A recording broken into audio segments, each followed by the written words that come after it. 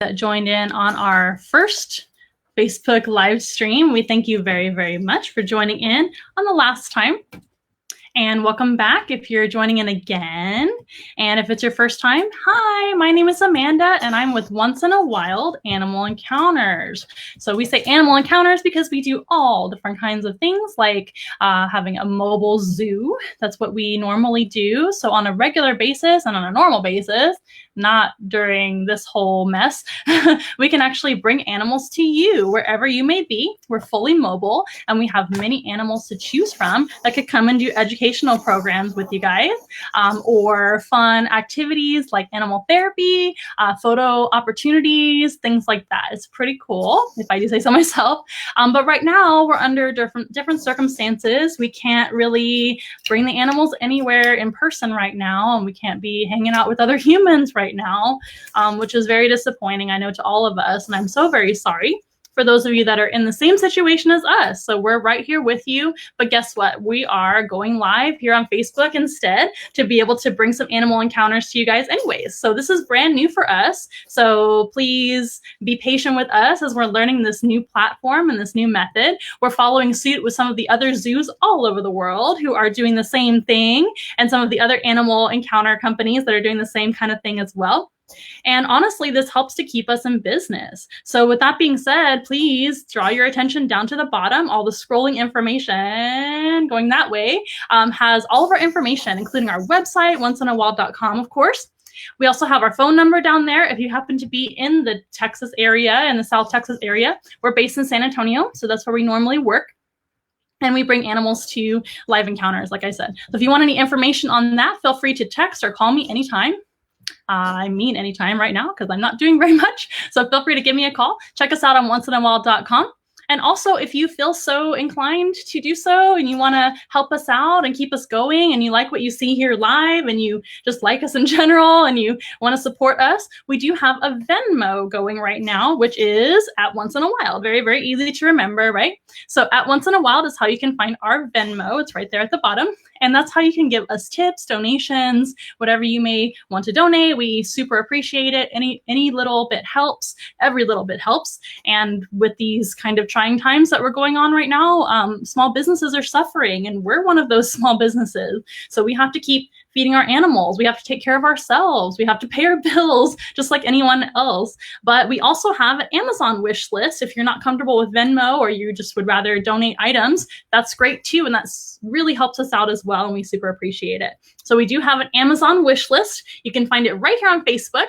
There's a link somewhere. I know it's there somewhere. There's also a link on, I think it's in the description. And I think there's a link in the description on our Instagram as well. And if not, if people are having a hard time finding our our Amazon wish list, please let me know in the comments and I'll let you know where it is after the program's over. So right now we're going to get going with our program. Again, welcome. My name is Amanda. If you guys have any questions at all, I normally say raise your hand and I'll get to your question. But in this case, go ahead and leave me a comment question while you're watching us. And I'll do my best to highlight your question and answer your question right here live. And if I don't get to your question live, don't worry. I'll go back and answer them the old-fashioned way by typing in an answer for you. So hopefully I'll get all your questions answered to the best of my ability. I don't know everything. I'm always learning every single day about the animal, and I try my very best to answer your questions. So feel free to chime in with questions, comments, any support or encouragement you want to give us at this time. It really means a lot to us. And thank you to all of our supporters, all the people that have already donated, who have been following us since the beginning of last year, I think is when we started, and everybody. Welcome and thank you so very much. So let's get started with what everybody wants to see. Welcome, welcome. My name is Amanda. We have a very special guest actually right here on the table. And bear with her. You might be able to hear her. Here comes Shirley. Shirley is a hedgehog. There she is. She might be a little bit shy at first. Hedgehogs are nocturnal animals. They are in kind of the shrew family. They're kind of in their own category. They're not a rodent. They're not exactly a shrew, if you know what a shrew is, but they are more closely related to the shrew than the rodent. So there's one of them, or there's, there she is, I should say. That's Shirley the hedgehog. This is an African hedgehog. There are a couple of different types of hedgehog, And one of them comes from the continent of Africa, and that's this one. Some people actually refer to them as the African four-toed hedgehog, and some refer to them as the African pygmy hedgehog, which is kind of an old way to reference them, but they are very small. You can see how small she is if I put her next to me here. There she is. Oh, goodness. I think my hair brushed her and she got nervous. So her size is very small, which kind of is surprising to some people because they are an African animal. But not all African animals are large. But she is going to live as a species. These guys are going to live in the same exact habitat as an elephant. Let's kind of come down here and see if she's more comfortable just being on the table and being herself. She's going to live in the same exact habitat as an elephant does, which are the savannas and grasslands of Africa. So that is where this species is from. Now, like I said, they're not a rodent. They don't have rodent-like teeth. The word rodent comes from the type of teeth that they have. The word dent, or the part word dent, is like going to the dentist. That's how you can remember that. But rodents and hedgehogs are not related. We're just going to let her come out at her will. These guys have very different teeth than rodents do, and they are insectivores, which means they eat a lot of bugs. So out there in Africa, where they're from, these guys will seek out things like termites, roaches, crickets, there she comes, and other bugs like that. And they are known for living around and maybe even underneath or through termite mounds. If you are familiar at all with termite mounds, maybe you've been to Africa before, or you have visited a zoo that has man-made termite mounds in some of their habitats and exhibits for the animals. Those termite mounds are huge, and they're kind of like a mountain to these animals. As you might imagine, she's a very small animal. So she's going to live around those termite mounds, not only to be able to eat the termites, but also to be able to live kind of with the termites. And since they're nocturnal, they're going to go to bed during the day. She's coming towards me instead. Go towards the camera, Mama. Shirley, you're on camera. She doesn't know. But they're going to hang out, like I said, around those termite mounds, come out at night, and that's when they're going to do their hunting. Now, as you can see, she's using some of her adaptations that help her stay safe as a species. So this species is a very small mammal. And as you might imagine, living in the continent of Africa, she's got all kinds of predators to look out for. Predators like maybe a hyena, a lion, leopard, things like that. But maybe even small cats like the African serval, or all kinds of predators, right? Birds of prey and lizards and you name it. There's tons of predators in Africa. In fact, there are more predators in the continent of Africa than any other continent in the world. They have more concentrated amount of predators. There she is. Hello, great baby girl. She's so cute. So she's using her quills right now, or I should say spines. Quills are more of like a porcupine feature. Her spines are short, but they are very sharp. And she's going to use her stretchy skin to kind of cover her face, like she's kind of doing right now a little bit. But if she were really startled, she would stretch her skin all the way around her body and cover her whole body with her stretchy skin, and then flex those spines out in all different directions. And hopefully nobody will want to mess with her, right? So those spines are going to keep her safe. If a predator comes and grabs her, she's going to roll up into a ball, kind of flex the spines out in different directions, and she's going to stay very safe. In fact, these guys have almost no predators in the natural world. Even though there are lots of predators in Africa, there's only really one that successfully eats the African hedgehog on a regular basis. Bear with me as I adjust my laptop. These guys are usually very, very safe against most predators in Africa. Pretty amazing. And that is due to their little spines, which, by the way, they cannot shoot their spines out of their body. That is a myth. They cannot shoot anyone with them because they are just hairs. So these are modified hairs, which are protecting them almost like a shell, right? You can see her kind of flexing her skin over her eyes. I think it's the light. These guys are not fond of daytime. She's okay. Don't worry. She's just a little nervous right now. She's never been on Facebook Live, so maybe she's nervous for her first time. It's okay. It's only my second time, so don't worry, baby girl. So Shirley, like I said, the hedgehog they will use, I'm just going to show you how she does it.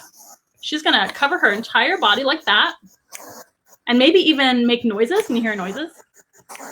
And make little noises and kind of pop out like that, and hopefully animals will leave her alone. So most animals say, man, you know, that's not a very big meal anyway. It's full of little spines. I don't want to eat that. I'm going to move on to something else and find another meal, right? So the only animal that successfully eats them on a regular basis is another nocturnal predator. And you guys can probably guess what that nocturnal predator is. because anytime I say nocturnal predator, most people can probably guess. And let's see if we can have somebody guess here on Facebook Live before I tell you what the answer is. But there's only one nocturnal predator that successfully eats the hedgehog on a regular basis in Africa. I can't speak for the European variety of hedgehog. I don't really know what their predators are. I assume it might be the same one that we're going to mention. And again, their main diet is going to be bugs. So they eat almost nothing but insects out there in nature. They might eat an occasional vegetable item now and then. Here at Once in a Wild, she gets a high protein cat diet, actually, for all the proteins that she needs. And she does get a variety of insects and worms. Oh, so sorry about her behavior right now, but as you might imagine, she might be a little nervous in this new environment. This isn't the normal circumstance where she would be doing a program. Normally, she's going to go to maybe like a classroom or a birthday party or something like that. There's some bright lights in here and whatnot, but she's all right, don't worry. So if we don't have any guesses as to what that nocturnal predator is that might eat them, I'm gonna go ahead and tell you. It looks like we have some watchers out there. Pretty cool. Miss Anastasia Joy is watching. Courtney Benz is watching. Courtney Benz Smith, excuse me. And a few other people are watching right now. Awesome. But I'm going to go ahead and tell you what their predator is. It's actually an owl. So the owl is a nocturnal predator, as you may know. They're out at night as well. So that's already a factor that makes them a likely predator for another nocturnal species. And also, most owls have very long talons, and those are going to be their toenails. So owls will actually use their toenails to pick up these guys, and they can stay safe from their spines. They use their toenails. They kind of go like this, pick them up almost like a claw in a claw machine with all the toys in it. And they're going to go take the hedgehog away and eat them at their leisure, maybe up in a tree or something like that. But they have long enough talons to where they can successfully use their talons as tools to eat that hedgehog. But don't worry, Shirley is not living with any owls here at Once in a Wild. She lives on her own, and that is what they prefer. Hedgehogs are actually solitary. They're solitary, they don't live with other hedgehogs, and they don't really see other hedgehogs until it's time to have babies. So when they do decide to have a mate, they'll find each other. Typically with their good sense of smell is how they're going to find one another.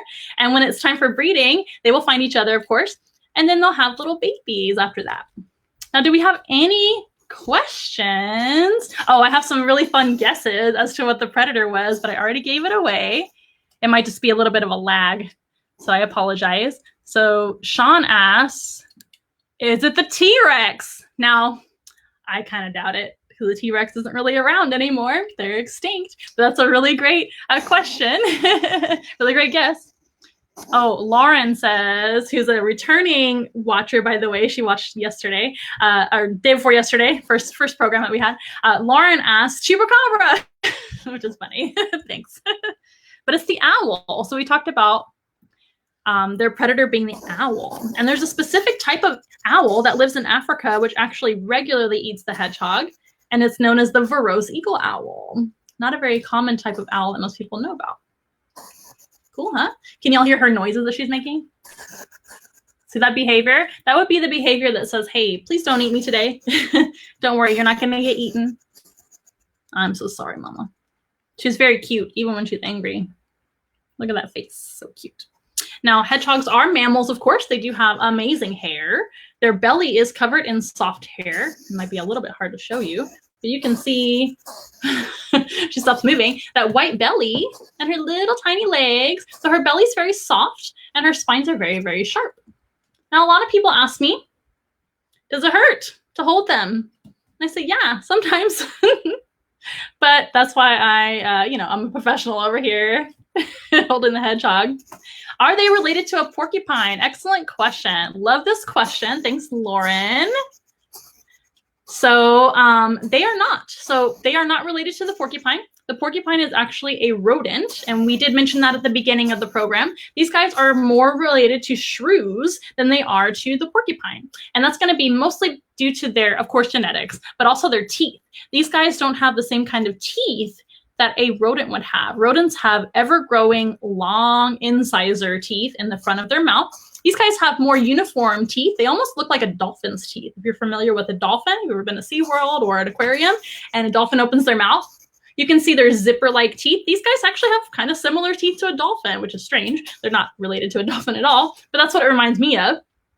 kind of looks like a zipper or all uniform kind of spiky teeth. Nothing like a rodent. So they're not related to the rodent.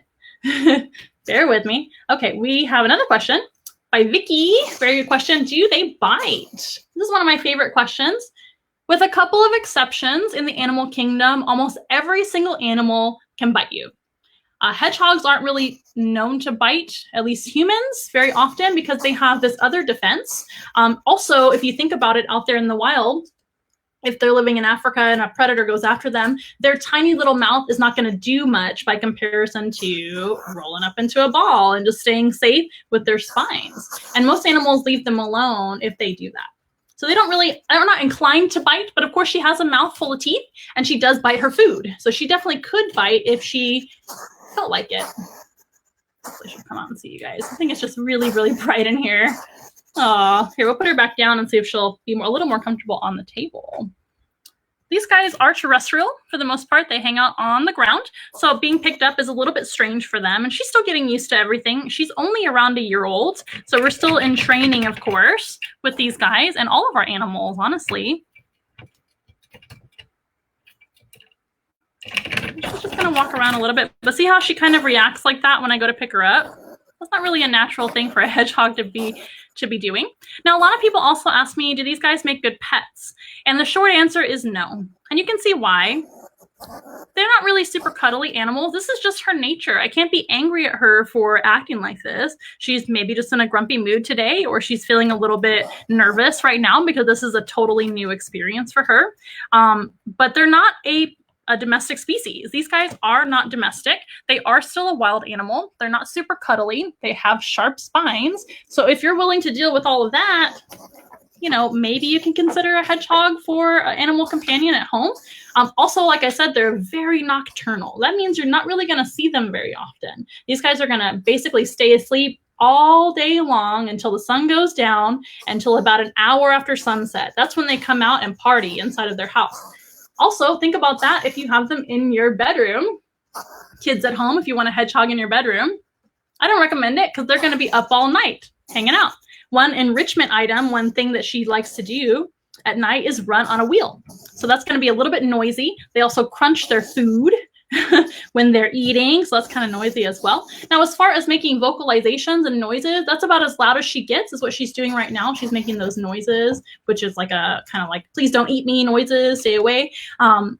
That's about as loud as they get with their vocalizations, but they can run around, play with toys, of course, run on wheels, drink water, and eat all night, and they're going to be living it up all night long by themselves, hanging out. And so you're probably going to hear that at night. So that's one kind of answer, short answer, long answer to do they make good pets? And it also all depends on their personality. You can see Shirley's not having the best day today. She might have woke up on the wrong side of the blanket. She sleeps under a blanket most of the time.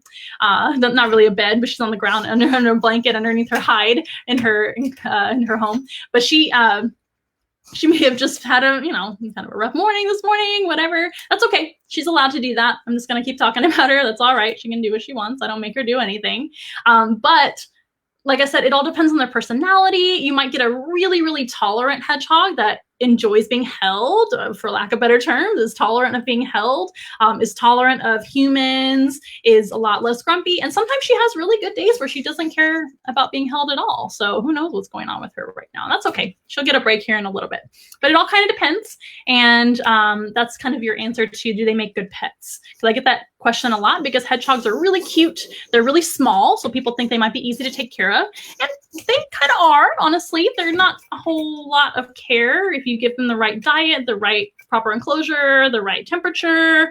They do need to be kept at a kind of a higher temperature because they are an African species. They cannot be in a cold house. They need to have all kinds of things to do at night, etc. So all those things come into play with any animal that you decide to kind of bring into your life as a pet or as a companion at home. We want to make sure and take care of them to the best of our ability, right? There's her cute little face. She's so cute. Show everybody your face. So we have some more questions going on. I'm going to get to some questions while I let her take a little break. Kenzie says, I love her noises. Thank you very much for the comment. I like her noises too. I think they're kind of neat. And like I said, they're not a very loud animal, so it doesn't bother me whatsoever. I get a lot of questions about their noises, quite a bit. But it doesn't bother me whatsoever. Do they bite? I answered that already. How long do they watch their baby? That's an excellent question. I don't really have an exact answer. I know it's not very long, but they are mammals and they do, of course, have live young. Their young are born with very soft quills, hair-like spines, hair-like spines. Quills is a porcupine term, but they are pretty soft when they're born, which thank goodness for mom, right? And then they nurse on mom, of course, just like all mammals do. And then they can go out on their own once they're all grown up. These guys are grown up pretty quickly, though. They don't stay with mom very long, if that helps to answer your question. And I can do a little bit of research for you guys as well and find the exact amount of time that they're hanging out with mom before they're weaned, and then they can go out about their business and leave.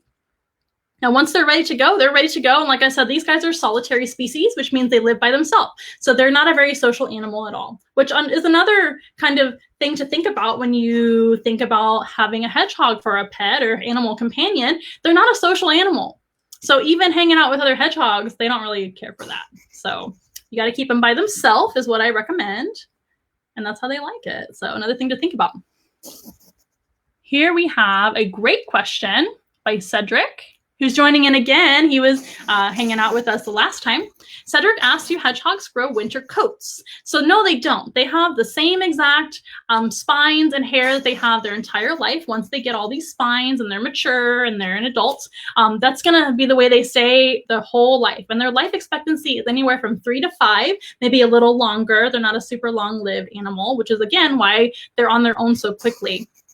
But no, they don't grow a winter coat. And that's because these guys live in Africa where there's no winter time. They have maybe a wet and a dry season, but there's no real winter or cold weather where they live in Africa. There she is. You know, it's a fine balance between showing you guys here on camera and, of course, keeping her safe and holding her properly. So bear with me. We have, how did the hedgehog get its name? Excellent question. So as you might imagine, they are not related to pigs. They're not a hog at all.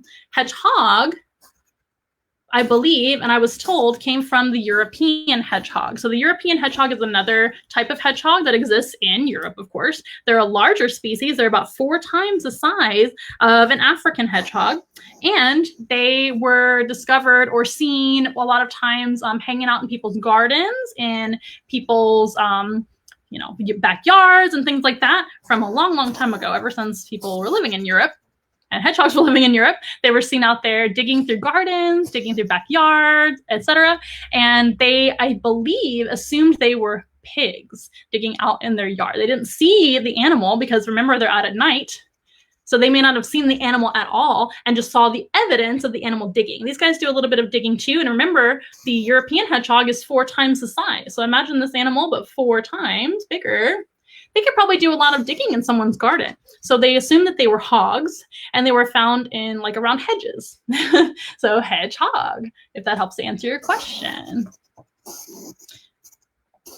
Good questions, you guys. Do they have good eyesight? That's an excellent question too by Mary Peterson. Thank you very much. They don't have very good eyesight. As far as I know, they can't see very well at all. And remember, they're nocturnal, so in the dark is actually preferred by them to be hanging out in the dark. The light is kind of, a little bit bright for them. And don't worry, she's okay. She's used to being out in the light and whatnot.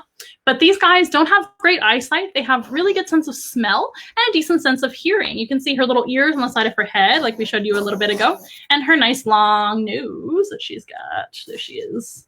Super cute.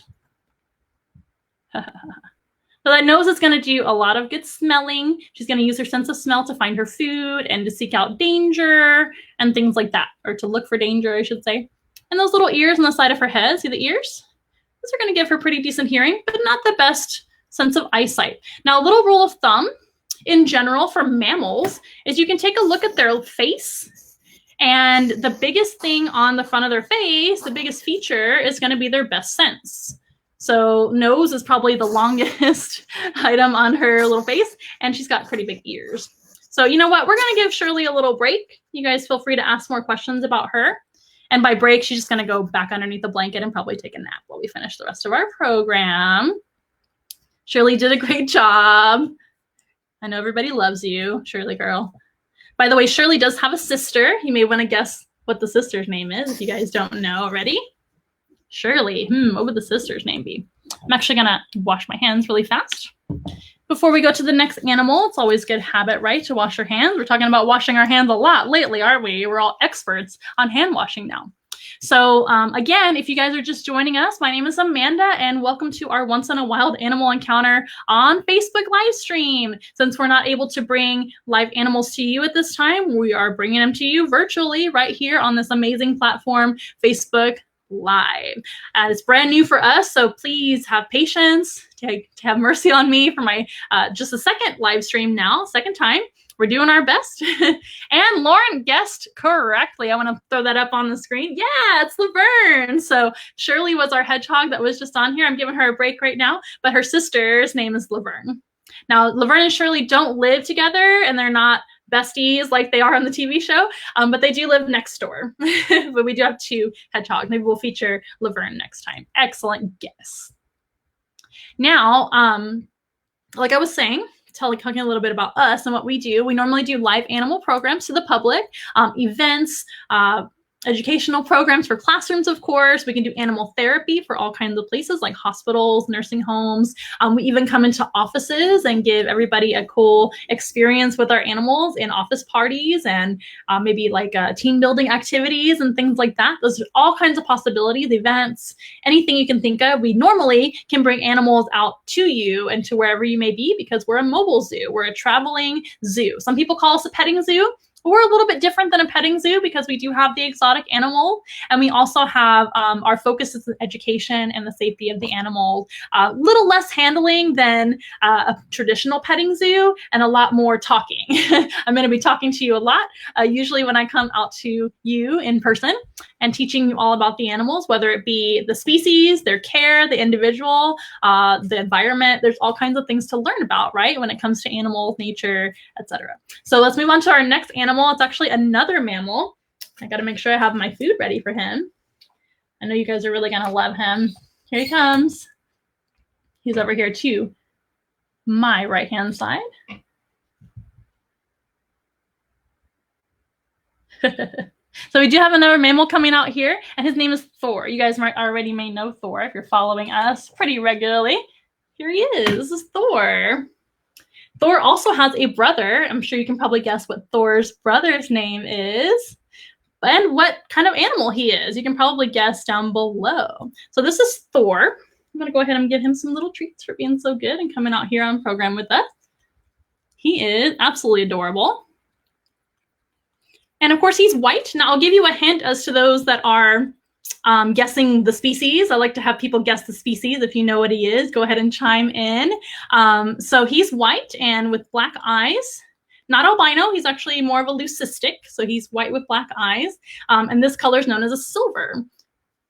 So Thor is the unusual color for this species. They're usually dark colored, almost black, dark brown, with dark points, which are their legs and tail. And they even have a mask. So that's going to tell you what he would normally look like as a wild version of this animal.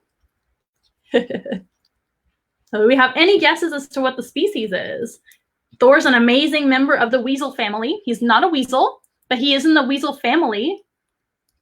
And he is also known as a mustelid, which means stinky. That's the kind of family category they're in. It's a very kind of appropriate word, mustelid. It means stinky or musty. And these guys are a carnivore. They're actually an obligate carnivore, eating nothing but meat. Right now he's getting a treat of chicken baby food, one of his favorite little treats to get while he's on program. I have some guesses. Somebody says raccoon. Not a raccoon, but you were paying attention to my description, which was a mask with a dark body. Very good guess. Any other guesses before I reveal the answer? I have one more guess, but I don't want to give it away just yet. Muskrat. That's another really, really good guess. Muskrats are not in the weasel family. So weasels, families, are the mustelids include things like otters, weasels, minks, the wolverine, all kinds of really cool predator animals, predatory like mammals, of course. They are mammals. They have hair. They nurse their babies. They give live birth. They're warm-blooded, of course, all of that. And it looks like we do have a good guess, and it is the right guess. I'm going to put it right up on here. Of course, Lauren knows it's a ferret. There he is. He's a ferret for sure. And Thor does have a brother. If anybody wants to guess what Thor's brother's name is. But yeah, he's a ferret. So ferrets are actually a domesticated species, and they are derived, most likely, there's another guess, mink. They are derived from the European polecat, which is another weasel-like animal. Now, as far as we know, that's where the domestic ferret came from. It's kind of like the wolf to the dog. So the European polecat is the wild version that we know of that lives in Europe and still lives in Europe out in the wild of the domestic ferret. That's where they come from. Now, those European polecats, like I said, they're usually dark colored with a white mask, similar to a raccoon. I'll let you see the rest of his body. How beautiful he is. But again, they're domestic. So breeders have actually bred these guys selectively, just like you breed dogs or cats, to have different coloration. So that's why Thor here is a silver, almost white ferret. Can y'all see his tongue? A beautiful pink tongue. He's licking all of the food off of my fingers right now. So Thor is a predator. So out there in the wild in Europe, where the European polecat is from, and even all minks and all weasel-like animals like minks and wolverines and otters, all those guys are predators. So they're going to be eating other animals. So they are hunters. So that means they're going to have to actively hunt to find their food. And they are amazing predators. They have very, very sharp teeth. They have very, very good claws. Now, they do primarily hunt by running after animals and grabbing them. So they're going to be able to basically just grab them with their teeth and eat them very, very soon after that. So they'll eat animals like birds, other mammals, rodents, rabbits. They'll eat prairie dogs. The black-footed ferret is actually an endangered species that lives right here in the United States. Those guys live on prairies, and they eat prairie dogs, which makes sense, right? Because a prairie dog is a rodent that lives out there in the prairie where the black-footed ferret comes from. So the black-footed ferret would be the same family group as the domestic ferret. Now we have some questions, and please understand I have my hands full, so it's going to take me half a second. Is his tongue rough like a cat? That's a great question. Is his tongue rough like a cat? Not as rough as a cat, but it does have a little bit of abrasion on there, but not a whole lot. It's not as rough as a cat is. Excellent question. I've never had that question before about the ferret. Looks like I need to go to this side. Now we have some other questions and comments. Lauren asks, is he big for a ferret? He looks bigger than what I've seen. Yes, Thor is actually a ferret that is not from the normal source where most ferrets come from as pets. He came from a very special place that took really good care of proper breeding of these guys. And I can go into more detail later on the comments there, but he is a lot bigger than a normal ferret for sure. He's specially bred to be like that, and he's very, very healthy as well. He is also eating a raw meat diet, which is the best and most healthy diet for them, in my opinion. Now, if you guys do have pet ferrets, I do not recommend just suddenly changing their diet if I feed my ferrets a raw diet. Ferrets are one of those type of animals which tend to imprint on their diet when they're very young. So it's a transition to get them over into eating nothing but raw. But that is their natural diet that they would eat out in the wild, of course.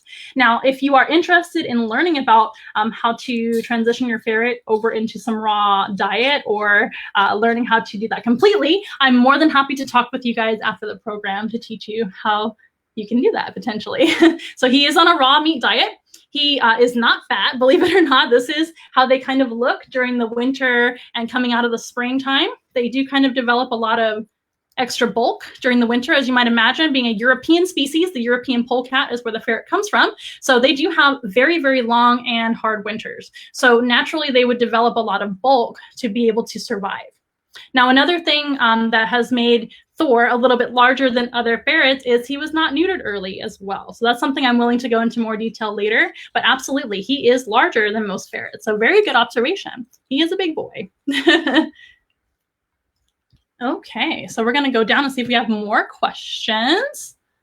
Do they shed a lot? That's a good question too. They don't really shed a lot, but they do shed about as much as a dog does. So depending on your dog, I guess, these guys do shed a little bit, and it is something to consider if you're wanting to bring any kind of mammal into your life. They do have hair. Now let's talk a little bit about mammals. Mammals are warm-blooded, just like us. We're mammals too. We have hair. I've got hair. He's got hair all over him. That's a feature of all mammals. Most mammals do give live birth, for the exception of a couple of them. And all mammals raise their babies on milk. So just like any other mammal, if he were a female having babies, he would raise their babies on milk. Very good. What am I feeding him right now? Excellent question. I'm actually feeding him a little bit of chicken baby food. Remember, I feed my animals, or I feed my ferrets, a raw meat diet. And this is, it's all over his face now. Can you see it? So right now he's just getting a little bit of a treat of chicken baby food, which is one of his favorite items. And it's very easy to kind of have him just stay busy with this food while I'm doing a program with him. Ferrets are very busy animals. They are very active, high metabolism. They do have to actually eat quite a bit for a predator. Most predators don't eat nearly as often as the ferret. They're going to eat maybe like, you know, say it's a dog, they eat like once a day maybe. These guys eat 2 to 3 times a day. So they're always kind of looking for food, high metabolism. So he's a very busy animal in general.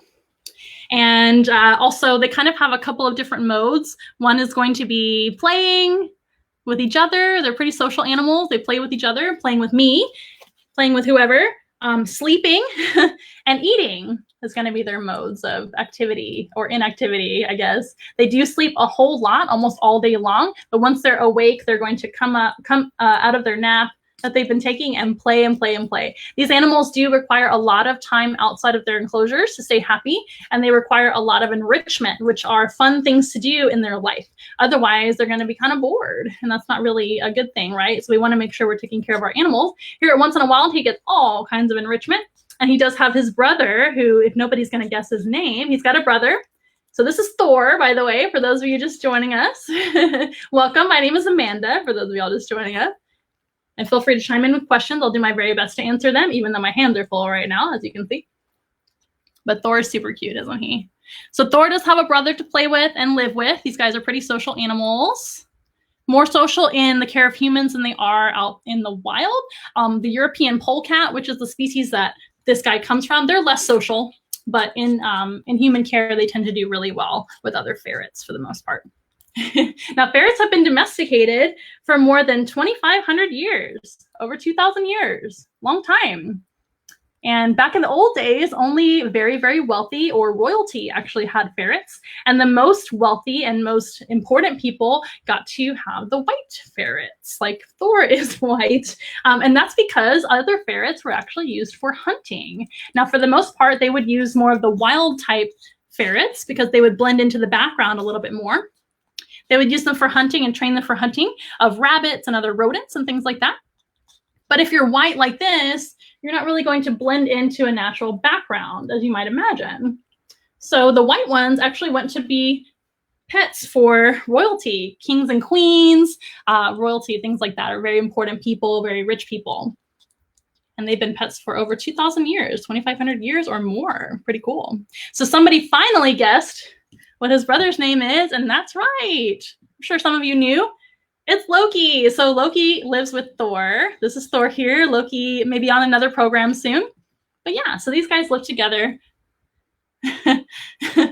all the time, hanging out, unless you're on program. Get some food on your face there, buddy. Gotta look pretty for everybody. So ferrets are one of my favorite mammals. They are a lot of fun to work with, very, very smart. One of these days, I'd like to do a really cool training video on some of my animal training that we do here once in a while. We do training with our animals for sure. And that is probably one of the best forms of enrichment. We were talking about enrichment and giving animals things to do, right? So training with them and interacting with animals is also a form of enrichment, in my opinion, one of the best methods. So even if you have a dog or cat at home, you can implement training with them to keep them busy, keep their mind going, give them activities to do. We're all getting a little bit of a taste of boredom right now, being at home and cooped up. I know I am. So staying busy with animal training is one way that you can actually keep busy nowadays. So something to consider. And we have to be creative right now because we're all cooped up, including our cats and dogs, I guess, are cooped up too. And my animals are cooped up. We're all in the house. So we need to come up with other new methods of keeping these guys entertained. They do require a lot of enrichment. He's slipping down. And whatnot to stay happy. Any other questions about him? So good job guessing. Somebody's asking if they smell. Yes, ferrets do smell pretty stinky. Another consideration to think about if you're thinking about a ferret pet. Not only do they require a lot of cleanup, a lot of proper feeding, a lot of enrichment to stay nice and happy, these guys also smell bad. I'm not going to sugarcoat it. They do stink a lot. And that's because they use the restroom quite a bit, but they also have a very musky natural odor. That's where the term mustelid comes from. That is their kind of family group that they come from. They're not as bad as like a skunk, but it's similar to a skunky smell. So if you're ready for that and you're ready for, to have all those other requirements of care, maybe you can think about a ferret for a pet, but I don't recommend them for everybody. In fact, I don't recommend a lot of the animals here once in a while for everybody for sure. Good question. So yeah, we're always cleaning up around here. We're always making sure they're clean, giving them proper food, proper enrichment, training them to be on programs because that's their job. And Thor's job is kind of just to eat on camera right now, which is a really cool job. I kind of want that job. Now, speaking of which, we are a little bit short on work right now. So I want to draw your attention to our Venmo, which is down below.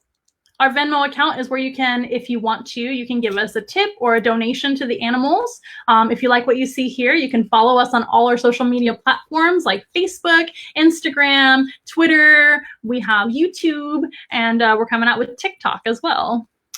I know, I never thought I'd have a TikTok, but let's do it. So this should be fun. So follow us on all of our social media platforms. That helps us out a lot. Of course, on YouTube, you can like and subscribe once you're on YouTube. But you can also, if you are wanting to and you're able to, I know we're all suffering hard times right now, you can donate to us at Venmo. We also have a Amazon wish list. Speaking of enrichment and food for the animals, we have some enrichment items, some food, some wish list items on our Amazon wish list, which you can find on our website. You can find, which is onceinaWhile.com. You can find it right here on Facebook. There's a link to our Amazon wish list on there as well. And you can even find it on Instagram too. So if you're curious on how to donate to us and you really want to help us out, keep us going, you like what you see, you want to see more animal programs like this, and maybe you want to, schedule an animal program once we're free again and we can leave our houses, that is all really helpful, and we really appreciate your support. Sorry, I'm getting tongue-tied today, keeping my hands full with this crazy guy. For those of y'all just joining us, this is Thor, the ferret. He's absolutely adorable. And I'm Amanda.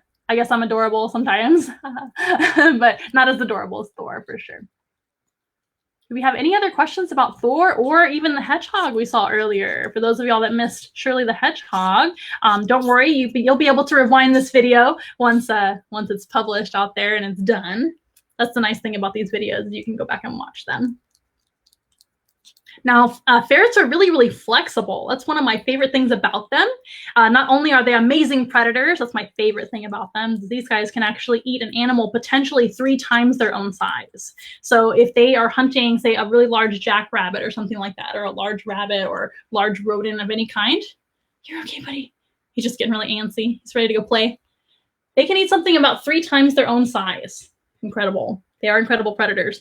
They have very sharp teeth and all the skills to be able to hunt. But they're also very flexible. You probably saw me holding him a second ago.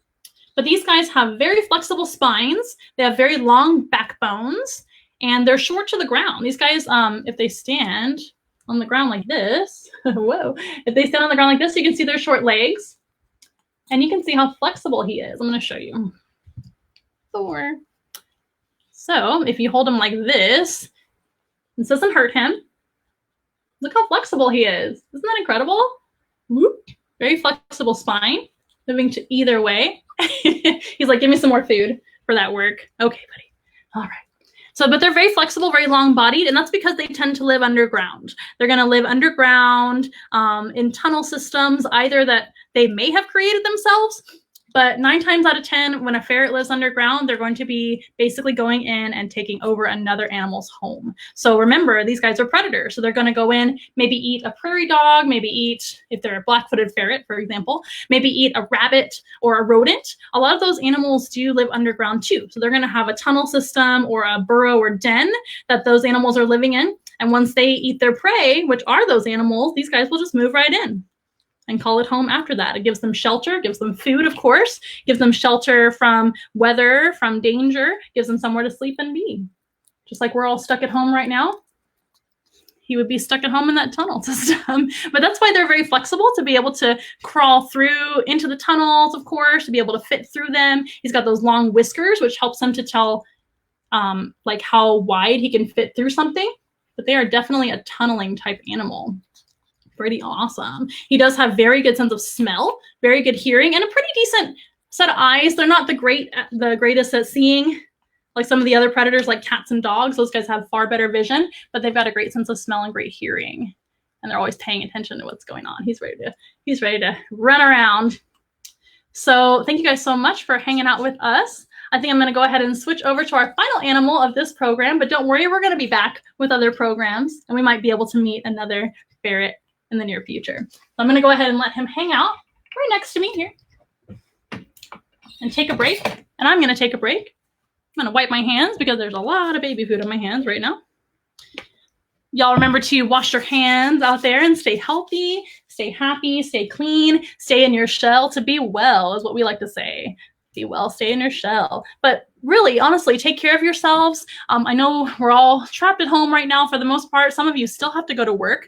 And shout out to all you other zoos out there, all over the country, all over the world, that are going through the similar thing that we're going through and that everybody's going through. A lot of those zookeepers still have to go to work, because guess what? They got to feed the animals. They got to take care of the animals. Animals eat and need care regardless of whatever's going on with us humans, right? So another thing to talk about is donating to other zoos. So we, of course, absolutely appreciate your donations to us here at Once in a Wild. It keeps us going since we don't have any programs going on right now. It keeps our animals fed and cared for. Donating to our Amazon wish list is a great way to help out with that as well. But think about your local zoo or aquarium. Those guys rely most of the time on ticket sales, people coming in to visit the animals. They're suffering too. So take a consideration into donating to your local zoo or aquarium. They do a lot of amazing work for animals. Shout out to the San Antonio Zoo, which is right here in San Antonio. I know they're accepting donations as well, because I saw some of their live streams going on right now as well. So please support your local zoos and aquariums. And if you're so inclined, please support us as well with Venmo or Amazon wishlist. And we thank you so much. So moving on to our final animal of this program. And don't worry, we're planning on actually keeping these programs going regardless of these conditions or not. So pretty exciting. So this next animal is one of my favorites. If you caught our preview an hour ago, you might have seen her an hour and a half ago, I guess at this point. You might have seen her already. I'm going to come on out as soon as I am able to get her door open here. Pikachu. Good. So this is Pikachu. She's an amazing bird. Let's look at the camera there. There we are. I'm sure you guys have maybe seen Pikachu at some other animal program because she's very, very popular. I take her to a lot of animal programs, and she's an excellent bird to talk about and meet. But this is Pikachu, the cockatiel. Stick her on. Pikachu is a cockatiel. You might be able to see why we call her Pikachu. And Pikachu is a female, by the way. But Pikachu is what we call in the cockatiel world a lutino. Not Latino, but lutino with a U. So that means that she's a form of albino. And that's just one type of color that these guys actually come in. So since being brought into human care, we've been able to selectively breed these guys, not me, but other people that have bred the cockatiel in the past and now. There are, I believe, around 20 different colors that a cockatiel can come in. And lutino, or this form of albino, is one of them. So she's yellow with those orange cheeks. And that makes her look a lot like Pikachu, which is why we named her that. So, and we also have an Eevee, who is a gray cockatiel, more like what they normally look like in the wild. So out in the wilds of Australia is where you can find cockatiels. And cockatiels are normally gray with a yellow face and with those beautiful orange cheeks. And males tend to be a little bit brightly colored, more brightly colored than the female. So they are a dimorphic species, which means we can tell the difference between male and female. Let's see, she'll come to my other hand. She is fully flighted and can fly from hand to hand or anywhere. I'm just going to switch hands. There And she's enjoying eating her snack right now. So cockatiels in the wild, they're going to be seed-eating birds, and they are in the parrot family. If I go this way, you can see her better. They are in the parrot family. And they are, there's a bunch of different kinds of parrots. Like I said, this is an Australian species. And they are related to the cockatoo. So cockatoo, cockatiel. Cockatiels are pretty small. You can see how small she is if I bring her right next to me. Cutie pie. So cockatiels are just smaller versions of the cockatoo. They are related. We have now scientifically proven that. I'm gonna see if she'll fly to you guys, to the camera. No, she's too busy eating all the crumbs. That's okay, she can take her time. I wanna show you guys how she flies a little bit. But they are seed eaters in the natural world of Australia where they live. They mostly eat things like grass seeds on the ground, and they might eat some other type of seeds that they find in trees and around plants, of course. And they are in the parrot family, like I said.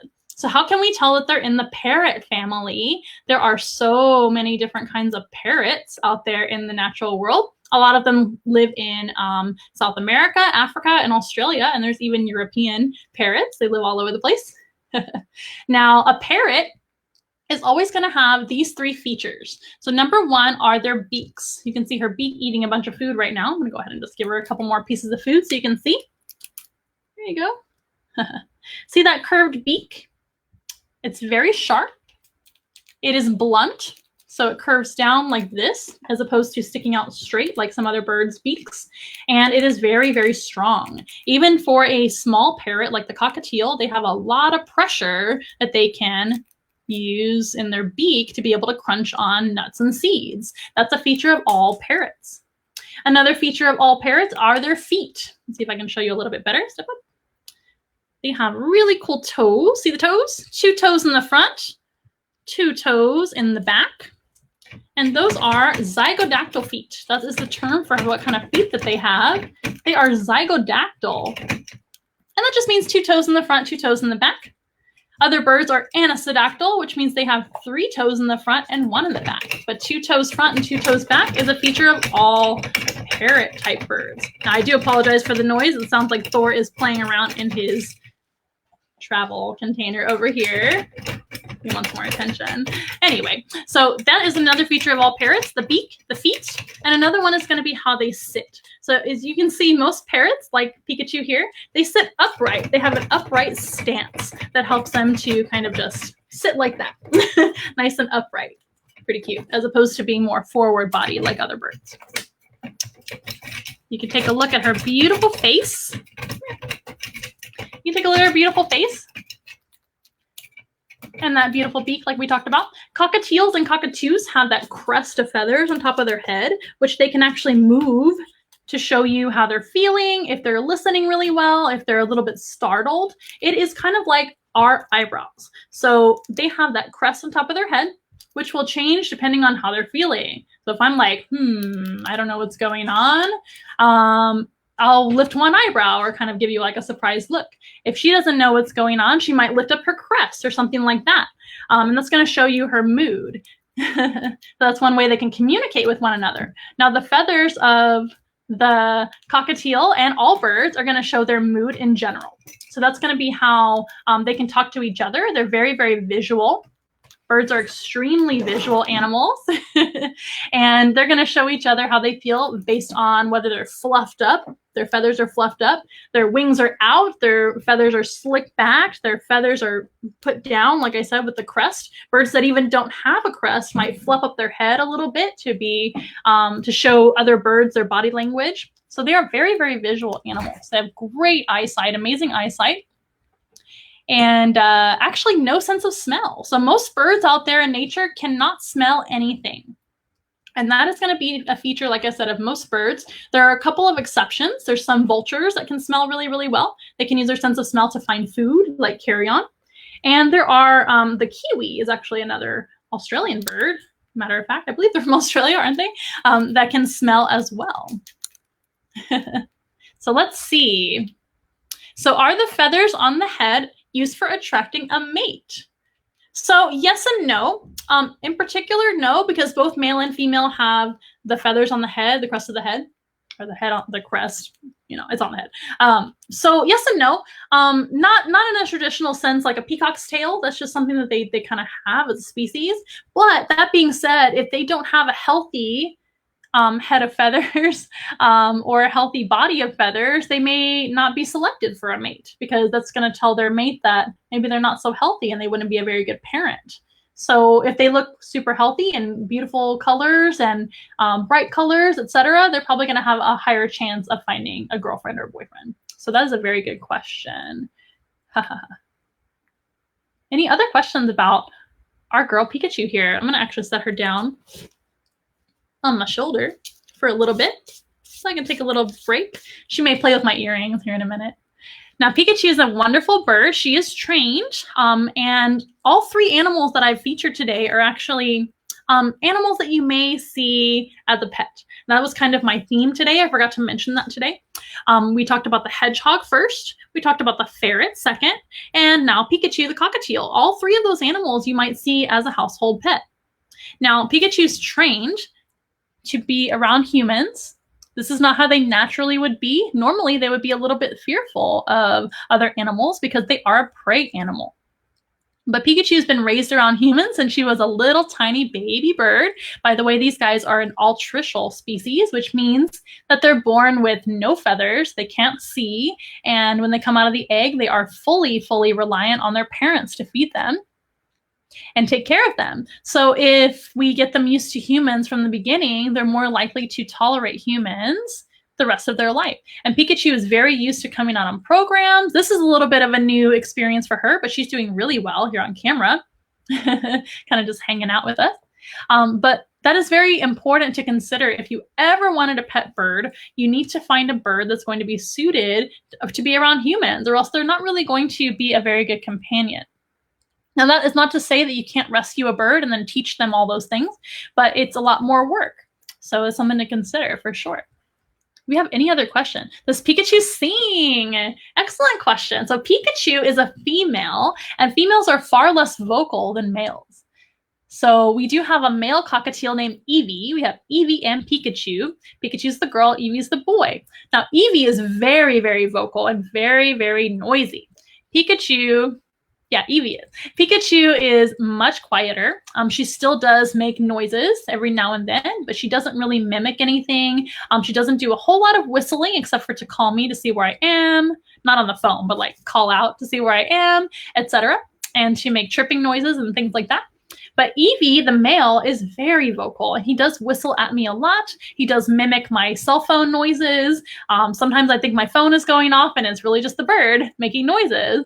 Another thing that he does is he does talk a little bit. So he's going to talk a little bit. I wouldn't say that he sings, but I think that he thinks he's singing by whistling, making noises, talking, mimicking human voices. He says a lot of things. So yes and no. They don't really sing like maybe an Amazon parrot would be more famous for singing. A cockatoo might have a louder voice than a cockatiel, etc. And that's a great thing to bring up when it comes to having a bird in your home. They're very loud for the most part. So if you're like me and you prefer a quieter, oh my goodness, you prefer a quieter type animal in your home anyway. I like all animal. But when it comes to having an animal in your home, it may not be as suited to be, you know, in a quiet household as other animals are. And that's just the natural way that they are. Birds are just very loud, very noisy. Now, the cockatiel is one of the least noisy type of parrots out there in the animal kingdom, and kept commonly in households, I should say, too. But they are still pretty noisy. What is she doing right now? I think she's preening me, like as if I have feathers. She does that quite a bit. How long do they live? That's a great question. How long do they live? Some people think buying parrots and don't realize how long they live. Can we help you out, little girl? Oh, no. Some people think that they don't live very long. When in fact, oh, goodness. Hang on one moment. There we go. We're all better.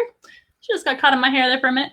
So a lot of people don't think about the age and the life expectancy of some animals, right? So parrots are one of those animals that do tend to live a long time. So cockatiels, like Pikachu here, aren't the longest lived parrots in the animal kingdom, but they can live into their 30s. So that's a long time to have an animal in your life. So that is something you need to think about if you're going to bring one home, right?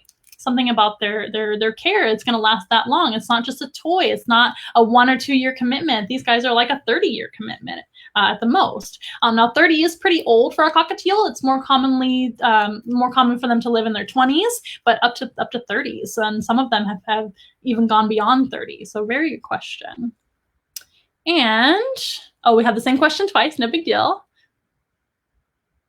Oh, and she loves the camera. I think so too. So birds tend to like attention. And she's getting a lot of attention from you guys right now. And she's getting a lot of attention from me. And that's another thing to think about too, is birds are social for the most part. Parrots are very social. Parrots are actually a monogamous species, monogamous type of bird, I should say. The cockatiel is a monogamous species too, which means that they bond with their mate for life. So they're really going to thrive on a lot of attention. They're going to thrive on a lot of, personal attention from their caretaker, their owner, whoever it may be, and from other birds. So I really don't recommend having these guys alone. That's why we do have another bird with her. She is a companion. He is a companion for her. Evie is. And these guys do a lot better when they live with other birds. That doesn't mean that they're not going to like you too, because as you can see, Pikachu is very well trained to come out here and hang out with me, but she also gets to live with other birds as well. So that's something to think about too. Now let's talk a little bit about how they are in the natural world. Like I said, these guys live in Australia. They're going to eat things like grass seeds and other seeds like that they're going to find on the ground or elsewhere. And they are going to live in flocks together. You guys know what a flock of bird is, right? That's the way that we talk about a group of birds, is a flock in general. And they will live in really large flocks with their selected mate or with their family for their whole life. But in general, they're going to live with all kinds of other birds. And these type of birds are also really commonly seen with other species. So they're going to hang out with all different types of birds. And the reason for that is for safety in numbers, right? So these guys have to stay safe from predators. They are a prey type of animal. They don't go after other animals for their food. They're going to only eat seeds and other vegetation. So living in big numbers helps them to stay safe. If you think about it, if you live by yourself and a predator is coming after you, you're the only one the predator is going to want to eat. But if you live in a group of 200 other cockatiels, you don't have to be fastest in the world. You just have to be faster than one of your other 200 friends. So you can hopefully get away, and the odds are ever in your favor. Isn't that right, Pikachu? So that's one safety tactic that a lot of animals actually use to stay safe from predators, is living in big groups. Now, you guys have been an awesome audience today. I don't think I have any other new questions right now. Let's see if we have anything going on top. Well, that's okay. I can keep on talking about her. So Pikachu, like I said, is an amazing bird, and she is a fully flighted bird. We here once in a while don't clip wings. We train our birds to fly in programs and to have the ability to fly, to kind of keep their exercise up and to keep them happy. So, and birds are meant to fly, so we let them fly. And she is fully flighted, but birds that fly are very lightweight. She's a very, very light bird. She's only about maybe 100 grams. So she's super lightweight, very, very tiny little thing. Underneath all those feathers, she has a very tiny body with less internal organs than other animals have. Like mammals, we have a lot of internal organs that make us really heavy. She's also got specially adapted bones, as do all flighted birds. All flighted birds have semi-hollow bones, or pneumatic bones, which are semi-hollow, not totally hollow like a straw, but think of a straw with a honeycomb structure inside of it to keep them strong. So those bones are very strong, but also very lightweight to help them stay nice and light. And that goes for all flying birds. Another thing, of course, is going to be her feathers. Those feathers help her fly, but they also keep her very lightweight. So hair and feathers are very different. But if you took a pile of hair and a pile of feathers that were the same size, those feathers would be far lighter than that hair, that pile of hair. Funny thing to think about, but it's true. So that's going to keep her lightweight as well. And fun fact, birds don't really have a bladder, so when they gotta go, they gotta go. And a lot of times you'll see a bird before they take off in flight, they will actually use the restroom to be able to lighten up before taking off. Very, very handy. So Michelle is chiming in with a question. Hi, Michelle. Good to see you on here. So Michelle is asking, how do I keep her from flying away? So there's nothing really keeping Pikachu from flying away. She has the ability to fly off in this room We have a studio in here right now that we're hanging out in. She could fly off in this studio if she really wanted to, but we train our animals here at Once in a While to basically hang out with us at will. So birds especially require positive reinforcement training. These guys don't work well with punishment at all. In fact, they would definitely not do well with punishment. So we recommend positive reinforcement training for all animals, especially with birds, because birds are prey for the most part. Even predatory birds don't do well with any kind of negative training. So we do positive reinforcement. No punishment involved. So we're basically just giving her all kinds of good things to eat right now and lots of attention, which is what she tends to like. So the first step in animal training is developing a really good relationship with your animal. That was the first step with Pikachu. When she was a little baby, I got to know her and took really good care of her, and she bonded to me a little bit and to other caretakers that take care of her and other humans and other birds. And getting a good relationship with her was the first step. And then once that was established, we started figuring out what her favorite foods were. So food tends to be a really good motivator for most animals, especially birds, or including birds, I should say. It's a good motivator for me too. I love food too. So if they're hungry and they want some food, we got to figure out what their favorite foods are. So if we're offering her favorite food, she's more likely to hang out with me as opposed to flying away. But she is fully flighted and does have all of her flight feathers. Good question, Michelle. Oh, Cedric says, nice Hunger Games reference. You're welcome. Now, you guys have been a wonderful audience, and Pikachu has been a wonderful animal ambassador. We have many animal ambassadors here at Once in a While that you guys can meet in future online programs. If you like what you see here, please stay tuned. We're going to have some more online programs coming right at you soon. Actually, this Friday, I'm going to be collaborating with a surprise collaboration. I'll let you guys know about that really, really soon. We're really excited about it. So look for us this Friday. I don't know what time yet, but we will be announcing that. And we are going to be keeping up with our Facebook Live programs. Pretty exciting. And maybe even on other platforms as well. So please stay tuned. We're still learning. Everybody's adjusting to these new circumstances. These times are a little bit crazy right now. We're trying to adjust and trying to keep the zoo coming to you, which is what we normally do. And just to reiterate, we are a traveling zoo, a mobile zoo that brings animals to educational programs, animal therapy sessions, all kinds of fun photo opportunities and events with animals. Right now, we are not able to go out into the public, but we're bringing the zoo to you in a virtual way instead. Now, we do want to draw your attention to our information scrolling down below. We are accepting tips and donations via Venmo. We are at Once in a While on Venmo. If you'd like to donate, that is amazing, and we super appreciate any donations coming to us. Every little bit helps, of course, in these trying times. And we also do have our Amazon wish list, which you can find here on Facebook. I believe in the description there's a link, and also there's a link in the description of our Instagram, which is at Once in a Wild Zoo. So you can find that as well. Please follow us on all of our platforms: Facebook, Instagram, YouTube, Twitter, and TikTok, coming at you soon. You guys have been a wonderful, wonderful audience. And we really appreciate your support in all times, but especially in these times when we're all kind of relying on each other for support and we're all in this together. Don't worry, things are going to be okay. They're going to be okay. We're going to be all right. But please take into consideration supporting your small businesses, your local businesses that are probably suffering the most right now, including us. We're actually a small business too. But you guys have been amazing.